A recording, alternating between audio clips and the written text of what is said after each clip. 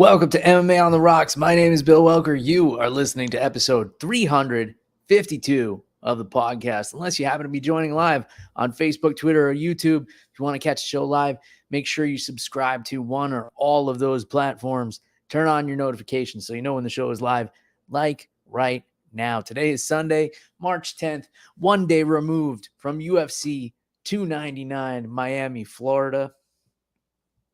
And I am broadcasting to you from Gainesville, Florida right now. Currently on a bit of a road trip with the family. I'm here in a lovely Residence Inn, I think. Yeah, I'm pretty sure. We're in a Residence Inn? Yeah. Residence Inn. Love the Residence Inn, part of the Marriott family. In any case, we're on our way upstate Florida to visit our state capital, Tallahassee. My daughter's on spring break, so take a little vacation, go see some springs and explore some caves and experience nature. It's going to be a good time. Just like this episode of MMA on the Rocks is going to be a good time, and I know that because tonight's opinions are brought to you by Jameson Black Barrel, which is what I'm currently sipping on here. And this is my favorite of the Jameson expressions because it's the closest to bourbon. If you guys don't know this, I'm a fan of bourbon, right? So the Jameson Black Barrel is basically Jameson that's aged in charred barrels. So you get that nice oakiness. It also has like a really perfect chocolatiness to it. It's very subtle. And then there's some banana bread in there. It's like a chocolate chip banana bread. There's kind of some like a nuttiness to it, a tiny bit of spice, like baking spices. But if you've never had this and you like Jameson, the regular Jameson, I highly recommend this one, especially if you're a bourbon drinker that's looking to explore Irish whiskey. Jameson Black Barrel is the way to go. And of course, I'm drinking Irish whiskey this week because we got St. Patrick's Day coming up. So I just recorded a video today. Recommendations of 5 of my favorite Irish whiskeys for each price point. So I'll be posting that this week. Keep an eye out for that one. If you're looking for some new and interesting things, everybody just drinks regular Jameson St. Patrick's Day. So if you're looking to mix it up, I'll have some recommendations. Of course, this Jameson Black Barrel is part of the list.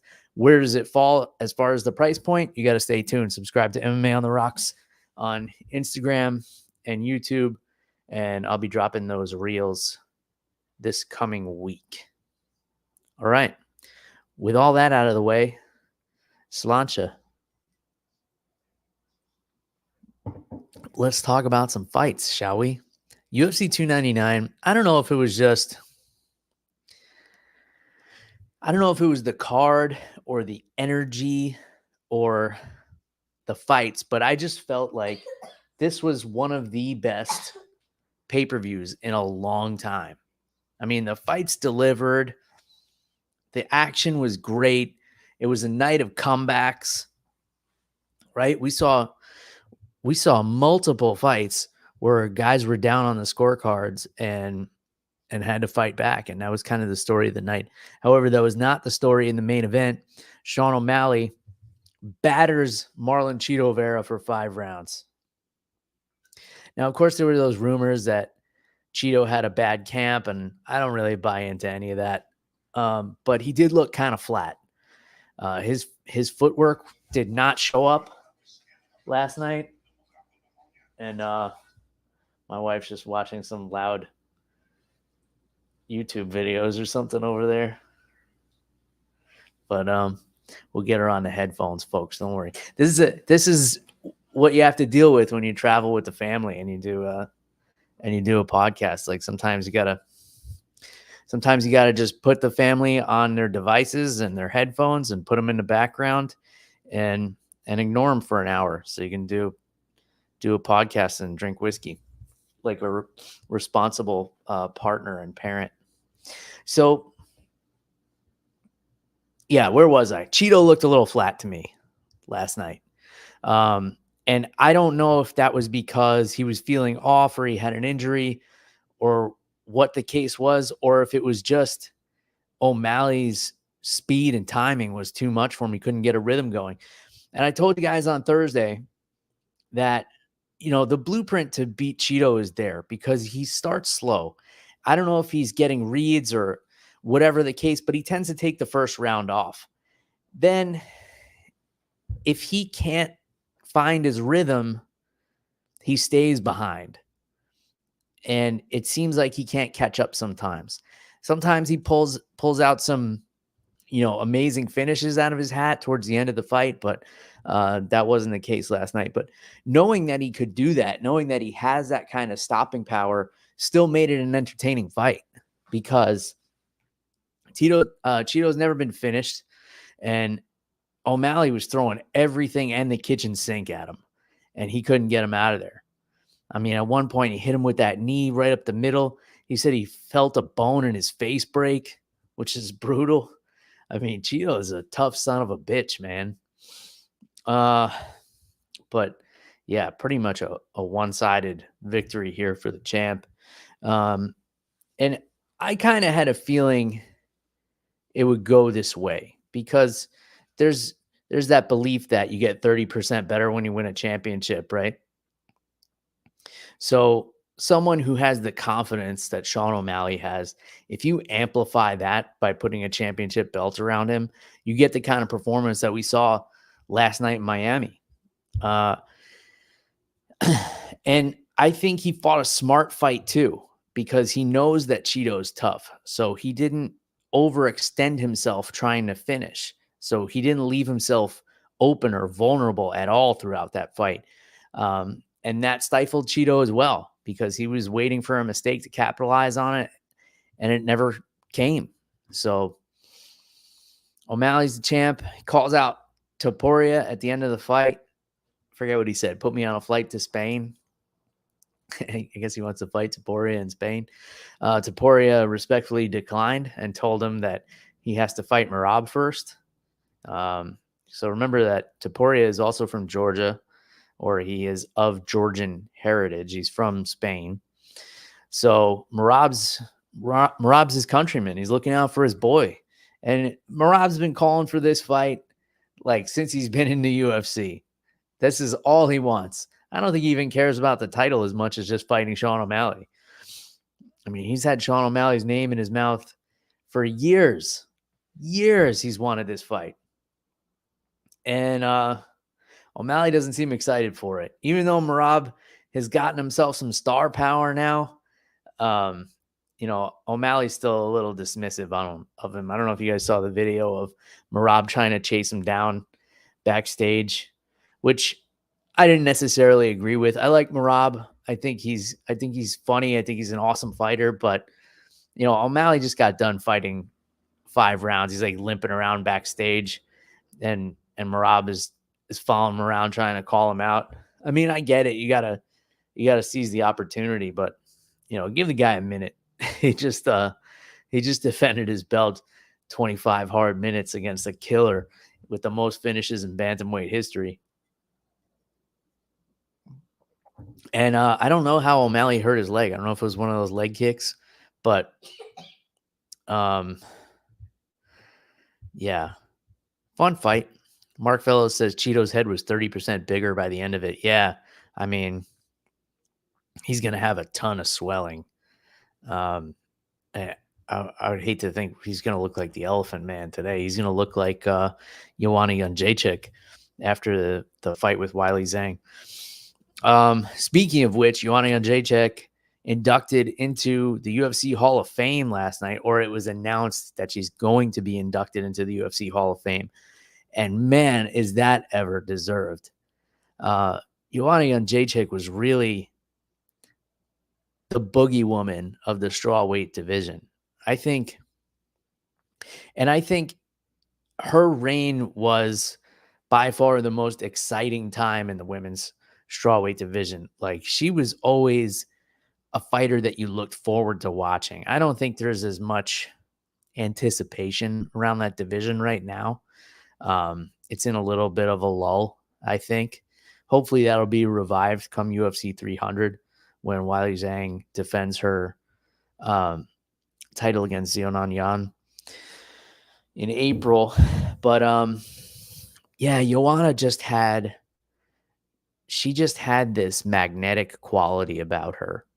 It was, you wanted to watch her. You wanted to see the interviews, even like her accent made her a little scarier, and pair that with the phenomenal striking skills. I mean, she was very well-rounded, but Muay Thai was her bread and butter. She was the pride of Poland. So very well-deserved Hall of Fame announcement for Joanna Jędrzejczyk. So cheers to you, Joanna.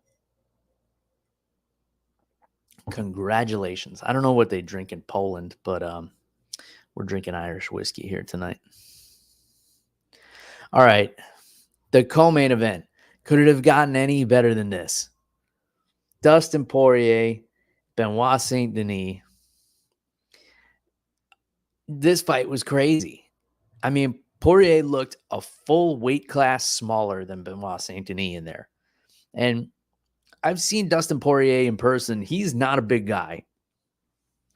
Like, I can understand why he spent a lot of his career at featherweight.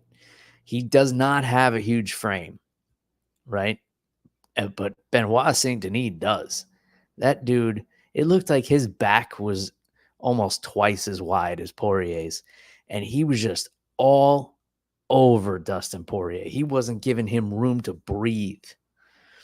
But we kind of knew that would be the key to victory for Poirier, right? He would have to weather the early storm from this young killer. And if he could do that, the experience would come into play. Benoit Saint-Denis gets a little wild with the striking. And if you start brawling Dustin Poirier, he's going to pick you apart. So in a lot of the straight boxing exchanges, Poirier wasn't really getting touched. His defense is so good. He sees everything so well, and he counters so well. His precision is amazing. That right hook that put down Benoit Saint-Denis at the end was picture perfect. That was a textbook hook. He had his weight into it. He turned his hips over. He connected right on the mark and put Benoit out cold. So it seemed like Benoit was gassing a little bit, and that made him swing wild, a little bit more wild. And Poirier just capitalized on it, man. The experience really shined through for Dustin Poirier, and he was fighting like a champion again. But man, if you're a Dustin Poirier fan, you had to be sweating through that first round, seeing him get mauled by this French killer. It wasn't looking good, but if you know Dustin Poirier, he can take a big shot and keep coming. So 35 years old, he's right there. He can still make another run. I think a fight with Islam would be interesting, but I can't see it happening. I mean, he's 2-2 in his last 4 fights. And you can't give him the title shot over Gaethje, especially if Gaethje can get past Max Holloway. You have to do Islam versus Gaethje.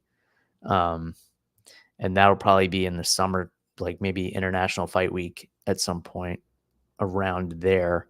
But yeah, if Gaethje loses, you could definitely put Poirier in that spot. I think a lot of people would be more interested in that matchup than they would be in, say, Islam Oliveira too.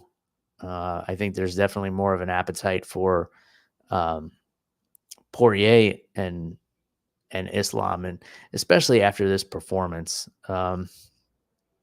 However, if Benoit Saint-Denis can hold Dustin Poirier down for a round, Islam can do it for 25 minutes. So there's that. I mean, let's not forget that Islam is the protege of Khabib, who absolutely mauled Dustin Poirier, but that doesn't necessarily mean anything. We saw that Poirier has the power to put anybody to sleep. So Marfello says that Poirier might be the greatest fighter to never win the undisputed title. Legend. Yeah, I mean, it would be hard to argue against that. I think anyone who has won an interim title and not won the undisputed title should be in that conversation. So that definitely qualifies Dustin Poirier. And yeah, his accomplishments in this sport are unreal. I mean, yeah, I mean, I'd say he should be in the Hall of Fame for sure when he retires. But what's next for him? I don't know. I know he's definitely in the good graces of Dana White right now. Dana was singing his praises. Hold on, let's hear this pop. Not bad. It's all about the pop when you're uncorking the bottle, right? It sets the tone for what the whiskey's going to be like. For those of you just joining us, sipping on some Jameson Black Barrel here, kind of priming the engine for St. Patrick's Day coming up next week. So, cheers. And it was my daughter forgetting that I'm doing a podcast in the background. UFC debut, Michael Venom Page against Kevin Holland. I was saying leading up to this, I would have been much more excited for this fight like 3 years ago. I feel like we got watered down versions of both of these guys in the buildup and in the fight. I mean, there were moments where MVP was just, I mean, the guy fights like a cartoon character, like he's the Flash or something. He explodes with these quick strikes and then he's gone. I mean, if you heard Kevin Holland in the corner between rounds 1 and 2, he looked like he had seen a ghost. And his coaches were trying to say like, oh, use the sidekick. And Kevin Holland was like, he's not there. He's just not there. So he tried kind of rushing him and getting him into the clinch. And, you know, Kevin Holland, not the greatest wrestler, but he is pretty big for 170. You know, he's fought at 185 many times. So he was able to muscle MVP in a few spots, but MVP is just so good at getting out of those grappling situations. And it was a weird moment at the beginning of the third round where it looked like Kevin Holland went for a handshake and then MVP knocked him down and then he immediately apologized for it. That was awkward, but you know, MVP said that he kind of let the brand get in his head a little bit. So, you know, maybe he wasn't able to pull the trigger because he had Kevin Holland hurt a couple of times. But yeah, Kevin Holland was never really in the fight. He had some moments where it was starting to look like he was getting in the fight, but he was never really in there. So, okay, we talked about one comeback. Let's talk about another. Jack Della Maddalena pulls one out of his ass against Gilbert Burns. Gilbert looked phenomenal. He had a little bit of trouble with the boxing of JDM in that first round, but then once he figured out that he could take him down, he was all about that. But Della Maddalena did a great job scrambling, getting back to his feet, staying out of bad positions on the ground. His positional awareness was excellent against a 4-time world champion in jiu-jitsu in Gilbert Burns.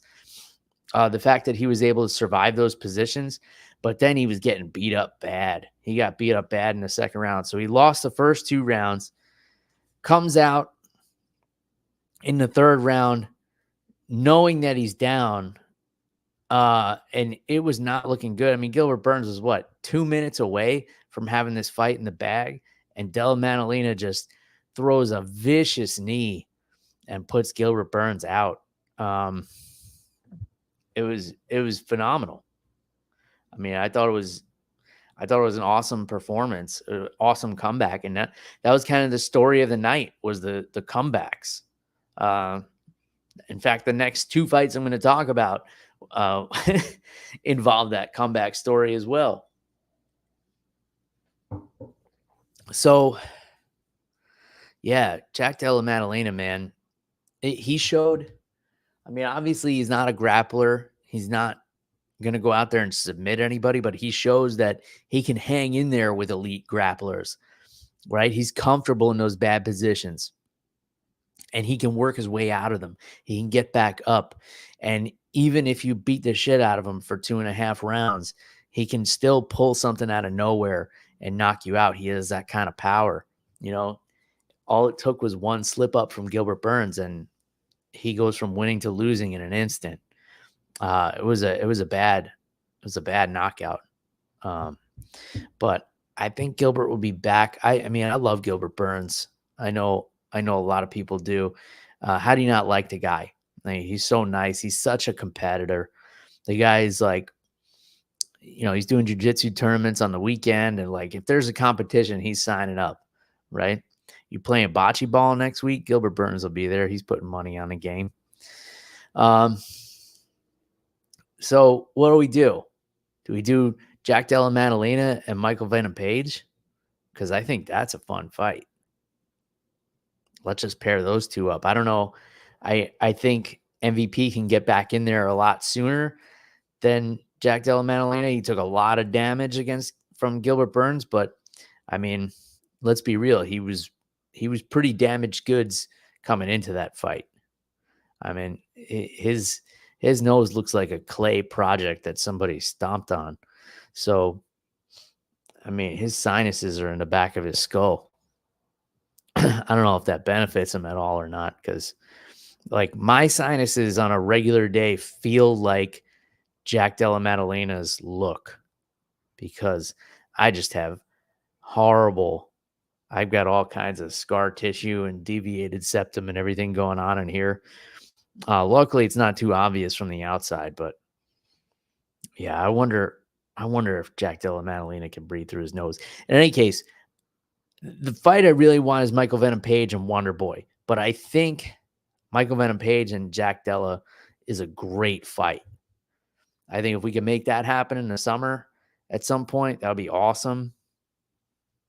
But yeah, I mean, doesn't everybody want MVP and Wonder Boy? I mean, this is the matchup that we were talking about for years while they were in different organizations. By the way, too, did anybody else get the feeling that the broadcasters were subtly shitting on Bellator when they were introducing Michael Venom Page, like when he was coming out? They kept saying things like, oh, well, people can do well in other organizations, but now he's finally fighting at this level. I felt like that was low key putting Bellator down, which I'm okay with because fuck them, right?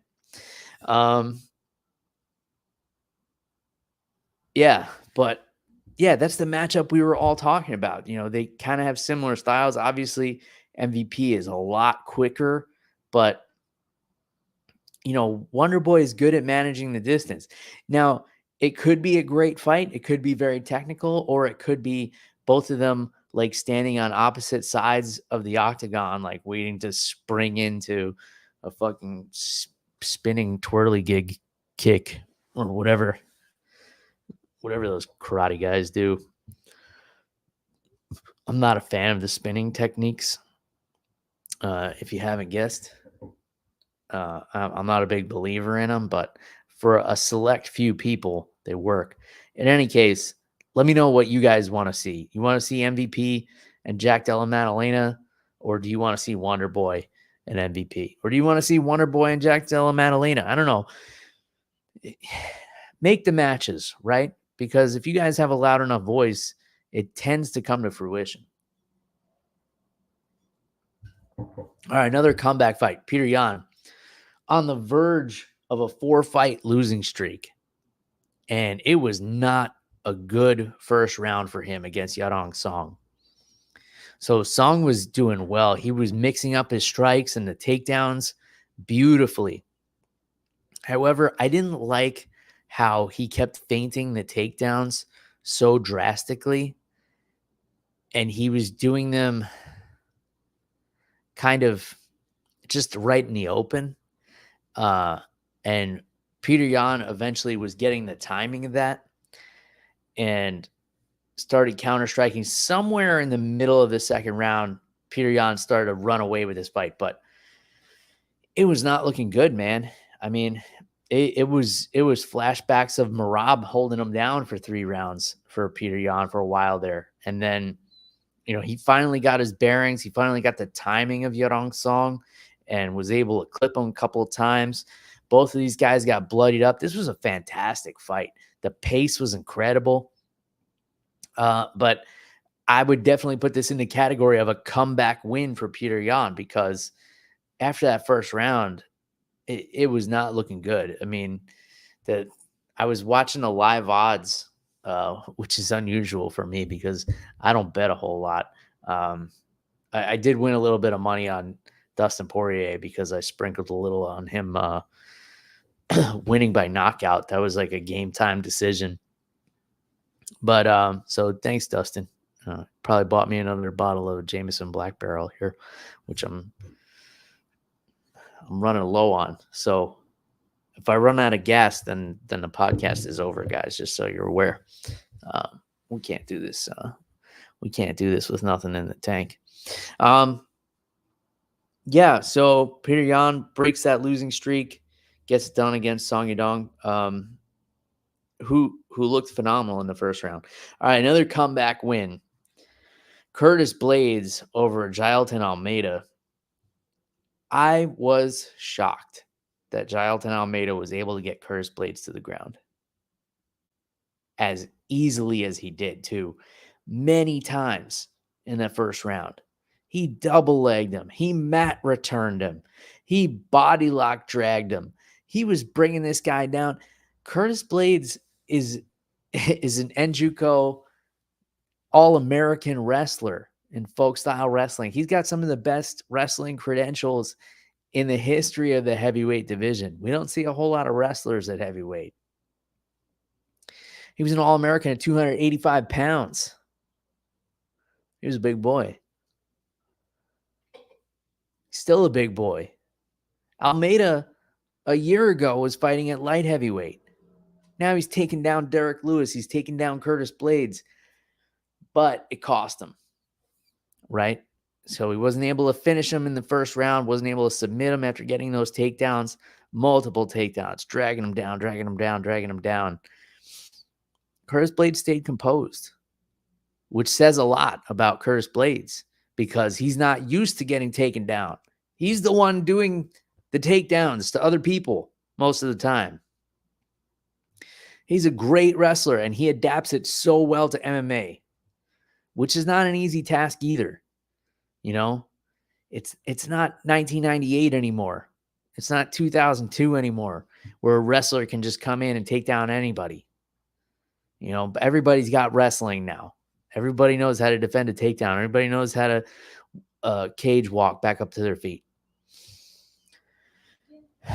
So Almeida gasses out, gets in on a single leg, holds on to it for too long, and Curtis Blaydes says, fuck it, I'm just going to knock this dude's teeth in. Hammer fists him unconscious. Brutal. But another come from behind win, right? It's like the DJ Khaled. And another one, and another one. Curtis Blaydes looks good. And then he calls out Tom Aspinall. Tom Aspinall says yes. They got a history. You know, Curtis Blaydes came into Tom Aspinall's home turf and beat him. I mean, granted, it was an injury. I think it was a torn something in the knee, but they've got the history. Aspinall has a belt. Are we going to see the first person ever to defend an interim title? Looks like it's a possibility because Blaydes called for it. Aspinall said yes. So screw it. Let's do it, right? All opposed? Nobody? All right, great. I'm going to kind of cruise through the rest of this for the sake of time here and actually spend time with my family. you know, even though it's 10 o'clock at night. My daughter should be, yeah, she's winding down. We're getting ready for bed now. So that means I'll be up editing this and, putting all the bells and whistles on it for you folks. You guys got any plans for St. Patrick's Day? How are we celebrating? Let me know. Let me know what you're drinking for St. Patrick's Day as well. Leave some comments, shoot me a DM, tag me in pictures, whatever. All right. Macy Barber getting the unanimous decision win over Caitlin Sermonara, formerly Caitlin Chukagian. I don't have a lot on this one, guys. I'll be honest with you. I was kind of in and out watching this one. I was like cleaning the house and cooking dinner and stuff while this one was going on. Mateusz Gamrot just ran over Rafael dos Anjos, and it was sad for me to see because RDA is the same age as me, so for that reason, I'm rooting for him. But Gamrot, what did he get? 12 takedowns or something ridiculous. And RDA, who's a really high level Brazilian Jiu-Jitsu black belt, but he's got old school Brazilian Jiu-Jitsu, which is if I get on top of you, you're fucked. If you get on top of me, I'll hold you here. And that's pretty much what we saw against Mateusz Gamrot. So big feather in the cap for Mateusz Gamrot. Big setback for RDA. I mean, he's not going to get any closer to a title shot. I don't know. I don't even know what a win would have done for him over Mateusz Gamrot, but we'll never know. Kyler Phillips, dominant over Pedro Munoz. This fight, he was just piecing Pedro Munoz up. I mean, Pedro, it looked like that Chris Tucker from what's that movie? Which one of y'all kicked me? Shit, what the hell is that movie with Jackie Chan? I'll think of it as soon as I turn this off. I'm sure some of you are like yelling at your computers or at your phones.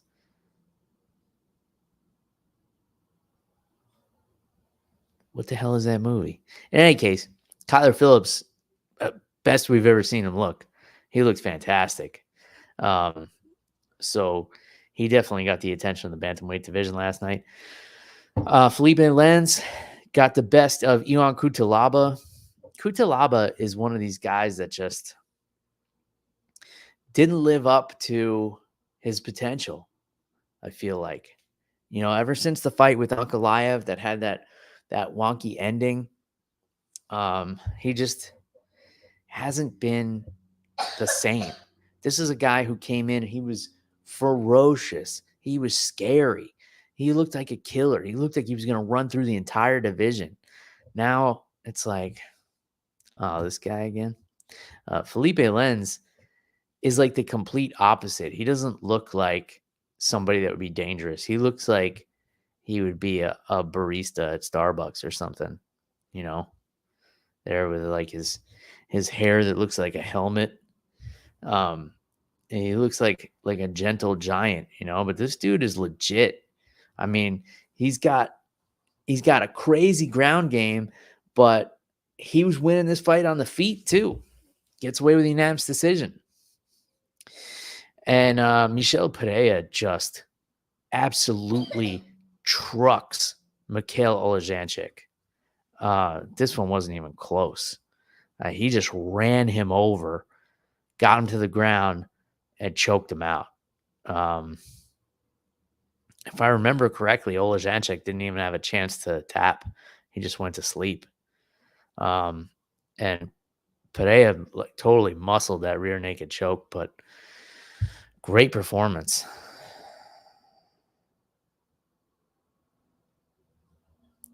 And then Robley Despagne with the TKO over Josh Parisian. And I'm going to leave it at that.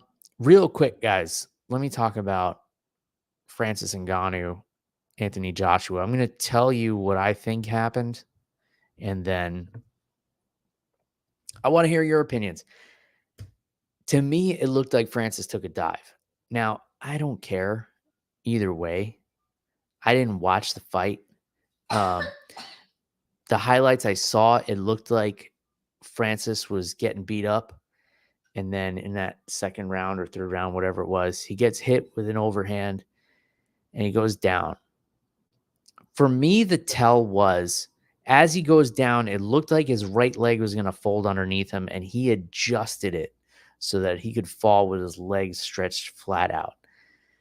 If he really got his lights put out that bad, he would not have the wherewithal to stop his leg from bending underneath him. I mean, maybe there's like muscle memory and the body is just adjusting itself, but come on, I find it a little hard to believe. That he wasn't adjusting his leg so he wouldn't get injured on the way down. Here. So that he wouldn't get injured on the way down and end up like Mirko Krokop when he got knocked out by Gabriel Gonzaga with the head kick. If you don't know what I'm talking about, after you listen to this, go to YouTube and look up that fight or Fight Pass or whatever the case. Yeah, it looked like a dive for me, and I don't blame him. I mean, he got $20 million up front just to do the fight, plus, whatever he got under the table to take a dive. Let me know what you guys saw. I mean, I also find it hard to believe that,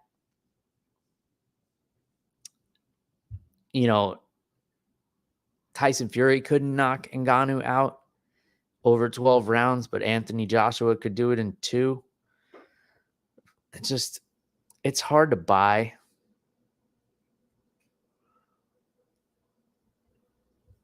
I don't know. And if he did really knock him out, then, I get it. I mean, here's a guy who's doing something for the second time against someone who was a former world champion.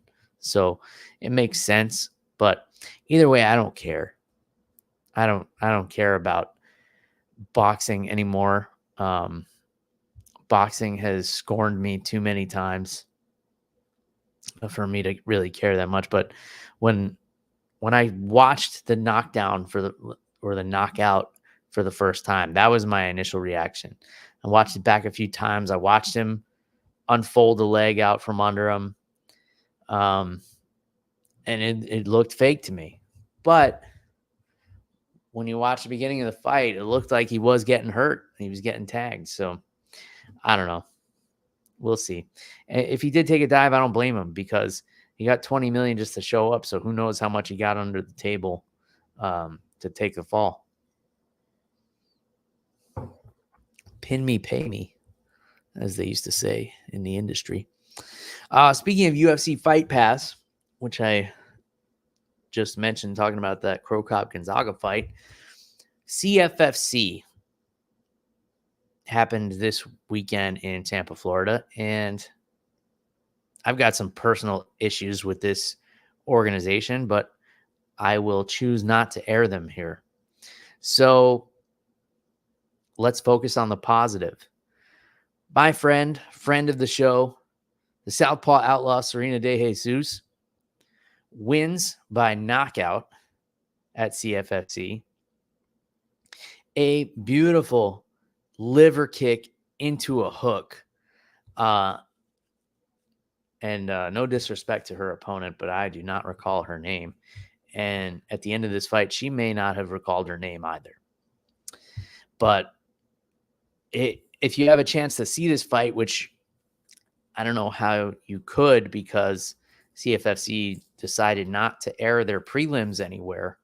The main card was on UFC Fight Pass, but even though they had cameras and equipment there, they did not choose to air the prelims anywhere, like not on YouTube or stream it to Facebook. Seems like a pretty simple thing to do, but they chose not to do it. In any case, shout out to Serena De Jesus, the Southpaw Outlaw. Follow her at Serena Southpaw on social media. She is one of my absolute favorite guests I've ever had in the 7+ years history of this podcast. So I was very happy for her.